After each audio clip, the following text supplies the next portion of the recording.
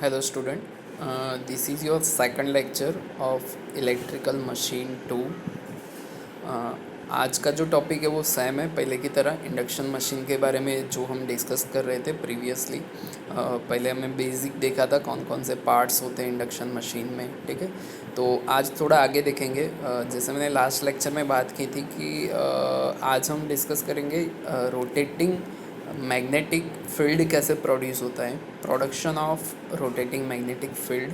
तो उसके लिए पहले आपको ये जानना ज़रूरी है, ये जो वेव्स यहाँ पे दिखाए गए हैं वो किसके वेव्स हैं। जो भी हम बात कर रहे हैं अभी थ्री फेज़ इंडक्शन मोटर के बारे में बात कर रहे हैं। तो थ्री फेज़ जब आप सप्लाई देते हो तो उसका जो वेव की पैटर्न होती है कुछ ऐसे ही होती है, ठीक है। RYB अगर आप फेज़ देखो तो ये फेज़ वन है, ठीक है, फेज़ टू और फेज़ थ्री।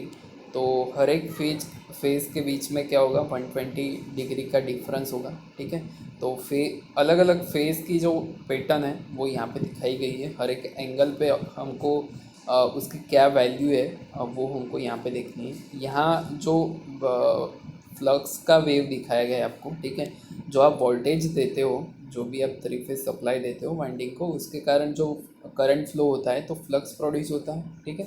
और जो वो फ्लक्स का वेव होगा वो सेम होगा जैसा आपका करंट होगा, और करंट कैसा होगा जैसा आपका वोल्टेज की वेव की पैटर्न होगी, ठीक है। तो ये आपके कौन सी क्वांटिटी के पैटर्न है, ये फ्लक्स की पैटर्न है, ठीक है। फ्लक्स थ्री फेज जो आप सप्लाई देते हो तो जो फ्लक्स इनसाइड प्रोड्यूस होता है एयर गैप के अंदर उसकी पैटर्न है, ठीक है। अब कैसे प्रोड्यूस होता है रोटेटिंग मैग्नेटिक फील्ड। तो when a three phase winding is energise from three phase supply, rotating magnetic field is produce. This field is such that it poles to do not remain in a fix position, ठीक है। वो जो field produce होता है उसका जो poles होता है वो जो एन और एस पोल होते हैं वो फिक्स पोजिशन पे नहीं रहते हैं। वो क्या होता है, वो शिफ्टिंग होती है, but go on shifting their position around the stator. For this reason it is called a rotating field. So तो यहाँ पे जो पोल्स है वो फिक्स नहीं है, यहाँ पे वो पोल्स क्या कर रहे हैं, रोटेट कर रहे हैं, ठीक है। तो इसके लिए उसको क्या बोलते हैं, रोटेटिंग मैग्नेटिक फील्ड।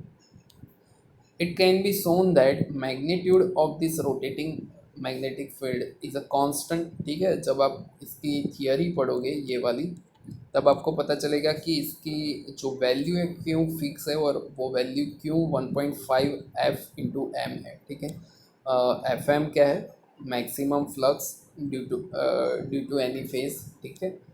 तो यहाँ पे a three phase induction motor consist of three phase winding as a stationary part call stator. तो स्टेटर को आप जब सप्लाई देते हो, there are three phase stator winding is connected star और डेल्टा कोई भी फॉर्म में कनेक्ट हुई होती है, ठीक है, स्टेटर की winding. A three phase winding is a displace from each other by 120 degree. तो सप्लाई भी हमारा 120 डिग्री डिस्प्लेस है, और जो वाइंडिंग जो फिजिकली हमने स्लॉट्स के अंदर पुट की है स्टेटर की, वो भी क्या है, 120 डिग्री एक दूसरे से डिस्प्लेस है, ठीक है। The windings are supplied by balance three phase AC supply, ठीक है। तो यहाँ पे ये जो लास्ट वाला जो पैराग्राफ है उसमें क्या बताया गया है, तो जब आप रोटेटिंग मैग्नेटिक फील्ड प्रोड्यूस करते हो तो ये चीज़ें नेसेसरी है कि एक तो आपका सप्लाई 120 डिग्री अपार्ट होना चाहिए एक दूसरे से, और जो आपकी वाइंडिंग है वो भी फिजिकली एक दूसरे से 120 डिग्री डिस्प्लेस होनी चाहिए, ठीक है। और जो आपका सप्लाई है वो क्या होना चाहिए, बैलेंस सप्लाई होना चाहिए, तभी जाके आपको आरएमएफ मतलब रोटेटिंग मैग्नेटिक फील्ड मिलेगा, ठीक है। The three-phase currents flow simultaneously through the windings and are displaced from each other by 120-degree electrical. Each alternating phase current produces own flux which is sinusoidal. Okay? So all three fluxes are sinusoidal and separated from each other by 120 degree. Okay? If the phase sequence of the windings is R by B, then a mathematical equation for the instantaneous value of three fluxes phi R, phi Y and phi B can be written as, ठीक है। तो अगर आपका जो flux है, आपका जो supply है वो बैलेंस है और उसकी phase sequence R Y B है, तो हम फ्लक्स का इक्वेशन ऐसे लिख सकते हैं, phi R is equal to phi maximum sine omega T, ठीक है। Five I is equal to वो फाइव आर से 120 डिग्री अपार्ट होगा, ठीक है, तो उसको -120 डिग्री बोलेंगे, और ये वाई बी है उसको क्या बोलेंगे, -240 डिग्री, क्योंकि फेज सीक्वेंस कैसी है, आर फिर वाई है और फिर बी है, ठीक है। तो आर क्या होगा, सबसे पहले स्टार्ट होगा, फिर 120 डिग्री के बाद अपना वाई स्टार्ट होगा और फिर बी स्टार्ट होगा, ठीक है। तो ये अलग अलग चार केसेस हमने लिए हुए हैं। पहला केस लिया है omega T is equal to 0 degree, और ये omega T is equal to 0 degree कहाँ पे होता है, यहाँ पे होता है, ठीक है। यहाँ पे omega T is equal to 0 degree पे हमने एक केस लिया है। अब वो केस में क्या है कि जब omega T is equal to 0 इन तीनों इक्वेशन में आप पुट करोगे तो क्या वैल्यूज़ आपको मिलेगी, ठीक है। यहाँ पे अगर 0 पुट करते हो तो साइन 0 0 होगा, तो आपको उसकी वैल्यू फाइव आर की वैल्यू क्या मिलेगी, 0 मिलेगी। फिर अगर 120 डिग्री में अगर आप ज़ीरो रखोगे तो साइन -120 डिग्री क्या होता है, -0.8665 है, ठीक है। तो यहाँ पे आपको 5i मिलेगा, 5 ही मिलेगा, ठीक है। तो ऐसे तीन वैल्यूज़ मिल गई।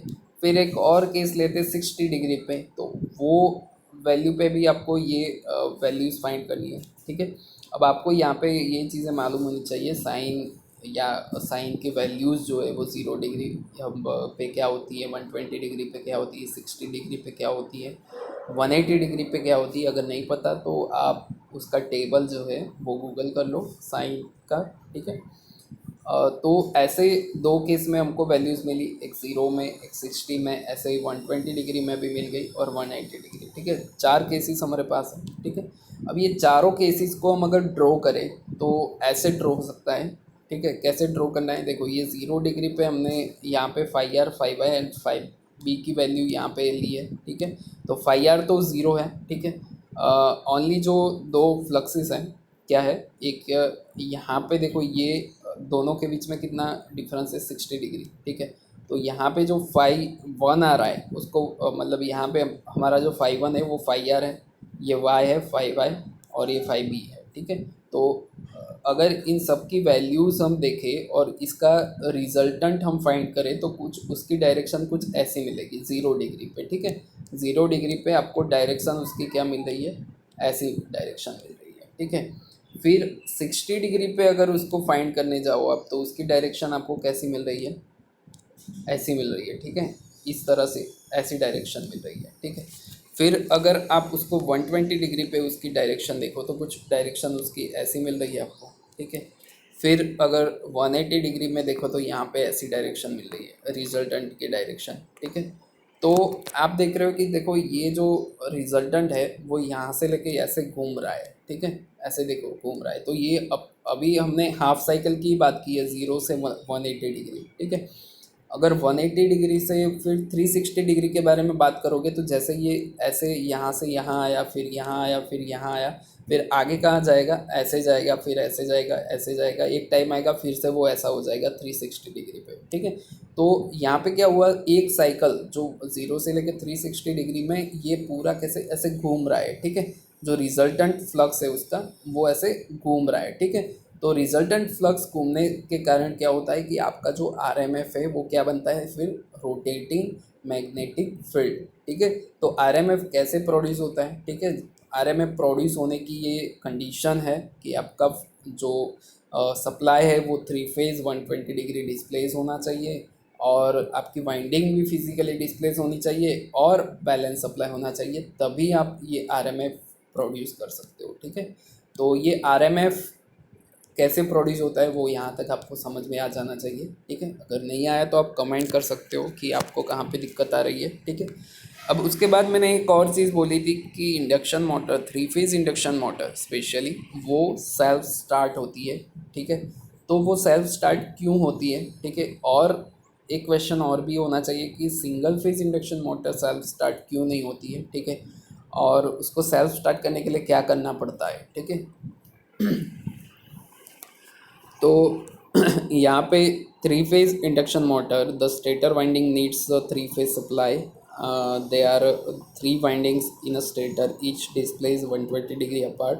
So when we give a three phase supply to a stator winding, a rotating magnetic field is created, जो हमने पहले देख लिया. At the starting time the rotor is constant, ठीक है, रोटर कांस्टेंट मतलब वो रोटर अभी जीरो स्पीड पे है। So EMF is induce in a rotor winding for a transformation action, जैसे ट्रांसफॉर्मर में ईएमएफ इंड्यूस होता है, सेम यहाँ पे भी रोटर में, रोटर अभी स्टेडी में है और जो आपका आरएमएफ है वो एन स्पीड से घूम रहा है, ठीक है।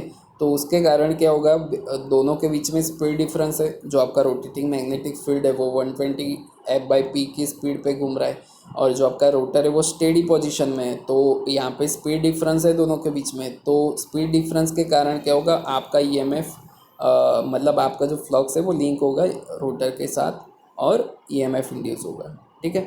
As the rotor winding is short circuited, ठीक है, ईएमएफ इंड्यूस हो गया, अब रोटर की वाइंडिंग शॉर्ट सर्किट है तो उसमें करंट भी फ्लो होना स्टार्ट होगा और करंट के कारण which causes the induce EMF, ठीक है।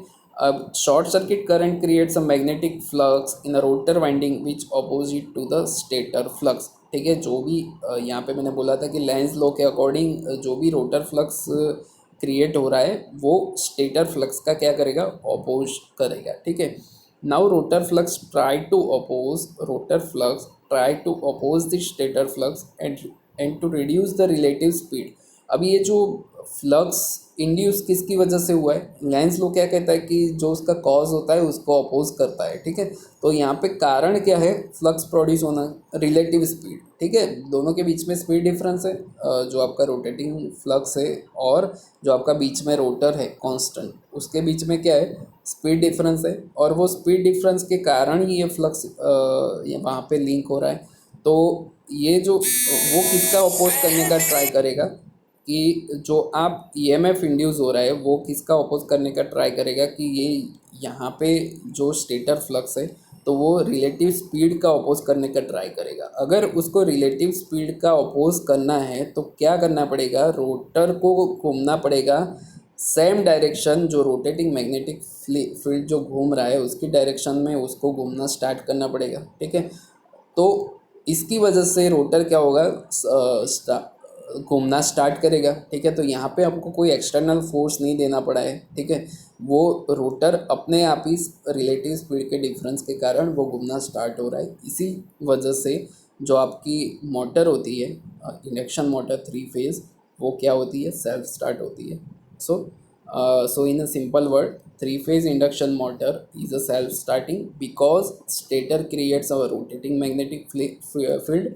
The rotor flux is produced due to stator flux, and according to Lenz's law, rotor flux is try to oppose the stator flux and create a torque, ठीक है। तो यहाँ पे torque create करेगी। यहाँ पे आप देख सकते हो कैसे ये स्टेटर वाइंडिंग है, यहाँ पे मेन सप्लाई आप स्टेटर वाइंडिंग को दोगे, बीच में रोटर होगा और यहाँ पे देखो रोटर और स्टेटर के बीच में इतनी स्पेस नहीं होती, ये ग्राफिकली अभी हमने बताया है, बस आपको ठीक से दिखाई दे इसलिए। बाकी जो आपका रोटर और स्टेटर के बीच में बहुत कम एयर गैप होती है, एकदम में एयर गैप होती है, ठीक है। यहाँ पे वाइंडिंग के कनेक्शन दिखा है कि रोटर वाइंडिंग कैसा होता है, ऐसे शॉर्ट सर्किट होता है, ठीक है। और जो स्टेटर वाइंडिंग होता है वो 3 फेस के साथ ऐसे RYB स्टार कनेक्शन भी हो सकता है, डेल्टा कनेक्शन भी हो सकता है, तो ऐसे वो कनेक्ट होगा, ठीक है। तो यहाँ तक आपको ये समझ में आ जाना चाहिए कि भाई क्यों आपका जो इंडक्शन मोटर है 3 फेज़ इंडक्शन मोटर वो सेल्फ स्टार्ट है। अगर आपको अभी भी नहीं पता चलता है कि भाई क्यों सेल्फ स्टार्ट हो रहा है तो आप कमेंट कर सकते हो, ठीक है। कोई भी चीज़ अगर आपको समझ में नहीं आती तो कमेंट करो, ऐसा मत रखो कि भाई कमेंट करने से कोई क्या सोचेगा। अगर आप कुछ बोलोगे तो मैं आंसर दे पाऊँगा, ठीक है। मुझे नहीं पता कि आपको क्या पता नहीं चल रहा है, ठीक है। तो आपको कमेंट करनी है जो जहाँ भी आपको लगे कि भाई ये समझ में नहीं आ रहा है, ठीक है। ये स्लीप तो हमने देखी ही थी, ठीक है। स्लीप क्या होती है, परसेंटेज ऑफ स्लीप NS-N/NS, ठीक है। और उसके बाद ये पैरामीटर्स हम देखेंगे 1 बाय 1 कैसे टॉर्क प्रोड्यूस होता है, ठीक है। तो आज के लेक्चर में हम 2 चीज़ मेन हमने डिस्कस की है। एक तो है रोटेटिंग मैग्नेटिक फील्ड कैसे प्रोड्यूस होता है और सेकंड चीज़ है कि इंडक्शन मोटर सेल्फ स्टार्ट क्यों होती है, ठीक है।